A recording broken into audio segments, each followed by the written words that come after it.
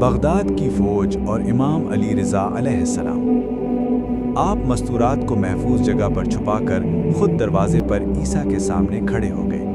عیسیٰ نے کہا، مجھے خلیفہ کا حکم ہے کہ آپ کے گھروں میں داخل ہو جاؤں اور جو کچھ ملتا ہے لوٹ لوں۔ امام نے نہایت نرمی سے عیسیٰ کو فرمایا کہ اندر سید زادیاں ہیں، تمہیں جو کچھ بھی چاہیے میں خود تمہیں سب کچھ لا کر دیتا ہوں۔ پہلے تو وہ نہیں مانا، لیکن امام کے اصرار کرنے پر وہ مان گیا، اور امام نے وعدہ کے مطابق اندر سے مستورات کے تمام زیورات وغیرہ اس کو لا کر دے دیے، اور وہ لوٹ کا سامان لے کر بغداد روانہ ہو گیا۔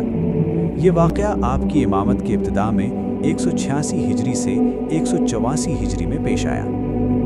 امام رضا علیہ السلام کو اپنے چچا محمد کے معاملات سے تعلق نہیں تھا، اور وہ پہلے بھی ان معاملات سے الگ تھلگ تھے، بلکہ آپ نے اپنے چچا کو پہلے ہی سمجھا بجھا دیا تھا کہ آپ کو اس معاملے میں کامیابی نہیں ملنے